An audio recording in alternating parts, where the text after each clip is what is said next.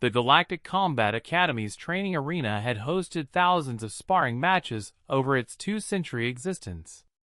Every session followed the same predictable pattern.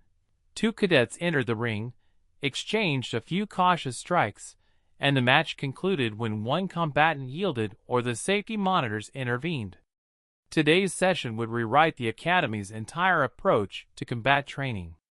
Instructor Velkera, a decorated Threen warrior with 4 arms and decades of teaching experience, reviewed her roster with mild interest. Next match, Cadet Jaxel of Proxima versus Cadet Daniel Okonkwo of Earth. The assembled students murmured with curiosity.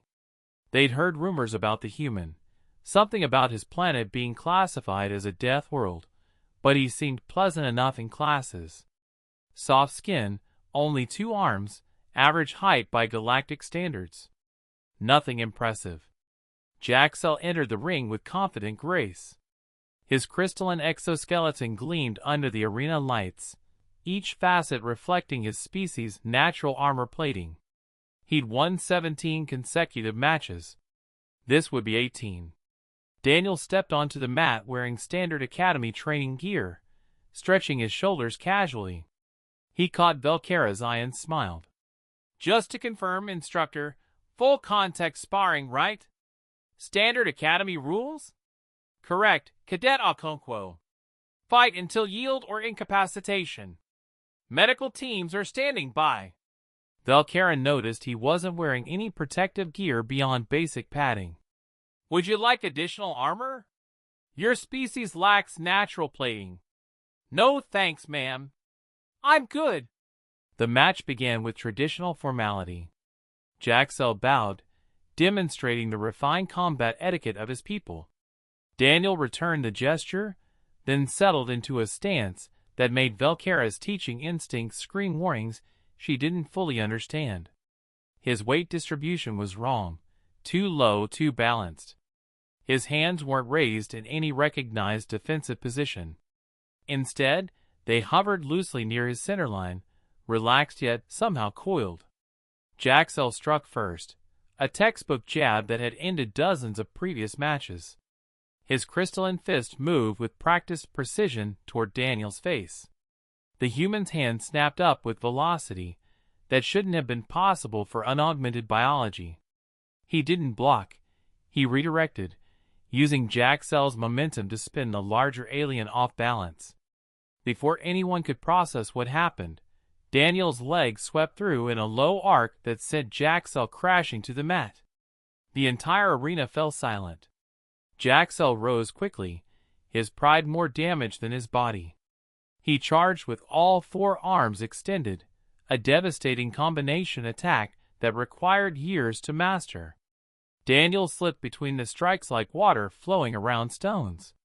His movements were minimal, efficient, wasting no energy. He stepped inside Jaxel's guard and delivered a palm strike to the chest that sent the crystalline cadet sliding backward across the floor.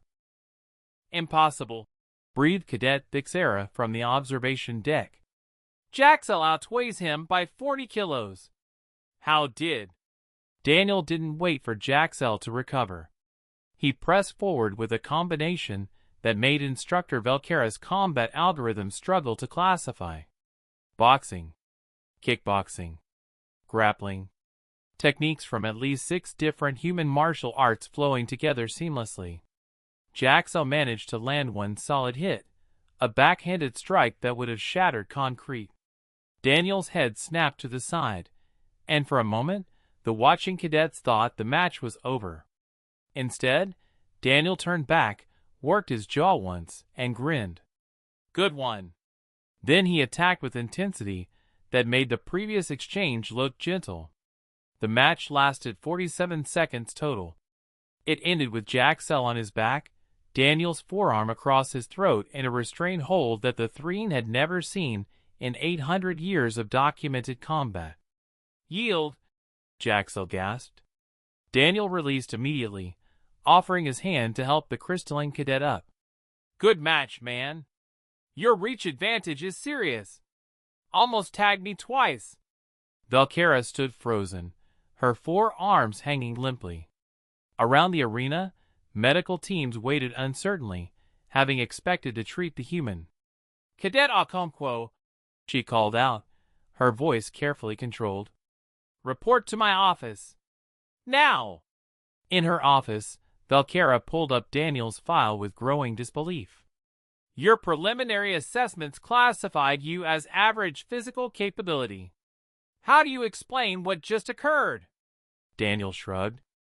I mentioned in my intake forms that I trained in martial arts back home. Figured it would be relevant. You listed it under hobbies, like recreational basket weaving or poetry appreciation. I mean, it kind of is a hobby. I started when I was 6. Did it for fun growing up. Valkera's translator struggled with her next question. You've been training in lethal combat techniques since you were a juvenile? For entertainment? Well, yeah. Most kids on Earth do some kind of martial art. Discipline, exercise, self-defense. My sister did karate. I preferred mixed martial arts. He paused. Is that weird? The instructor pulled up Earth's cultural database, reading with mounting horror. Humanity had developed hundreds of distinct fighting styles over millennia. They taught combat to children. They had global competitions where people fought for sport. They'd refined violence into an art form and called it recreation. Cadet Okonkwo, Valkera said slowly, I need you to understand something. Most species develop combat skills out of necessity. Military training, self-preservation. Humans are the only species I've encountered who study violence as a cultural practice. Huh? Daniel considered this. I guess that makes sense. We did have a lot of wars. Your file says a lot is an understatement. Fair point.